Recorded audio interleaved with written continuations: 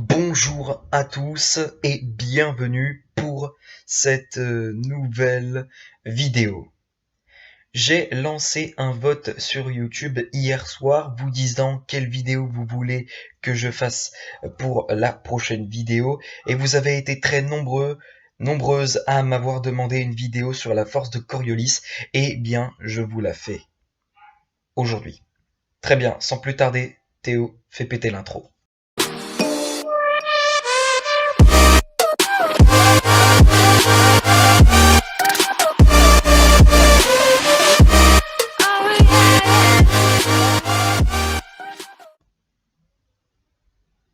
Qu'est-ce que la force de Coriolis?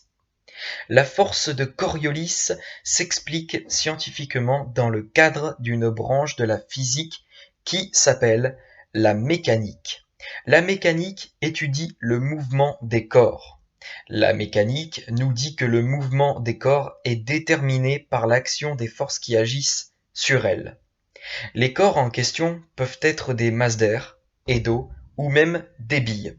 La force dite de Coriolis ne s'applique toutefois que sur des objets en mouvement. Voyons comment. Il existe plusieurs types de forces qui peuvent engendrer ou modifier le mouvement d'un corps.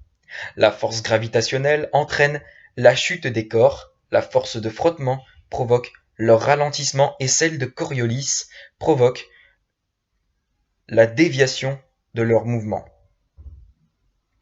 lorsque les corps en question se déplacent dans un milieu qui tourne sur lui-même. Par exemple, la trajectoire d'une bille lancée depuis le bord extérieur d'un disque qui tourne en direction de son axe de rotation est courbe, tandis que la trajectoire est rectiligne lorsque le disque est immobile. Tout comme le disque tournant produit un effet sur la bille, la rotation de la Terre faisant un tour complet autour de son axe en 24 heures provoque un effet sur le déplacement des masses d'air. La cause de cet effet est matérialisée par la force de Coriolis.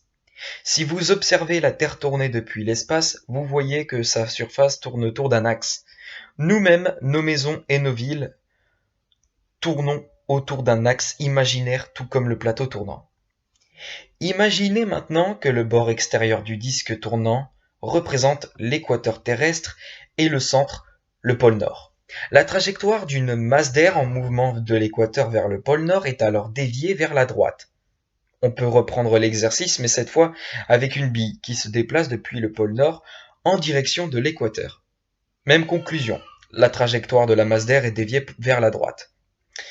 On peut aussi imaginer qu'une masse d'eau remplace la masse d'air et on constate encore une fois que la masse d'eau est soumise à une déviation de son mouvement vers la droite dans l'hémisphère nord. La seule différence avec l'air est que l'eau est confinée dans des bassins tandis que l'air ne connaît pas de frontières latérales.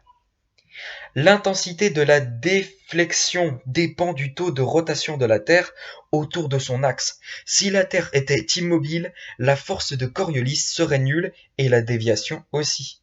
Si la Terre effectuait un tour sur elle-même en moins de 24 heures, la force de Coriolis serait plus intense et la déviation encore plus accentuée. On pourrait aussi répéter cet exercice dans l'hémisphère sud et nous arriverions alors à la conclusion que les masses d'air et masses d'eau sont toujours déviées de leur trajectoire, mais cette fois-ci vers la gauche. Pourquoi n'observe-t-on pas pour autant plus de masses d'air tournant sur elles-mêmes autour de la Terre? Parce qu'il existe d'autres forces qui agissent sur les masses d'air et d'eau et que la circulation générale de l'air répond à un équilibre d'ensemble de toutes ces forces. Il s'agit là d'une autre histoire. La force de Coriolis s'applique donc uniquement sur des objets en mouvement. Les pilotes des avions de ligne sur des trajets intercontinentaux doivent tenir compte de cette force de Coriolis et cette même force est responsable de la circulation des vents autour des systèmes de basse et de haute pression atmosphérique, dans le sens des aiguilles d'une montre autour d'un anticyclone et dans le sens contraire des aiguilles d'une montre autour d'une dépression dans l'hémisphère nord et inversement pour l'hémisphère sud. Pour terminer, en termes scientifiques, on dit que la force de Coriolis est une force agissant perpendiculairement à la direction de mouvement d'un corps en mouvement qui défléchit leur trajectoire vers la droite dans l'hémisphère nord et vers la gauche dans l'hémisphère sud. Ce n'est qu'à la fin du XIXe siècle que cette force fit son apparition dans la littérature météorologique et océanographique. Le terme force de Coriolis n'apparut cependant qu'au début du XXe siècle. Cette force est nommée en l'honneur de l'ingénieur français Gaspard Gustave Coriolis, qui est né en 1792 et mort en 1843.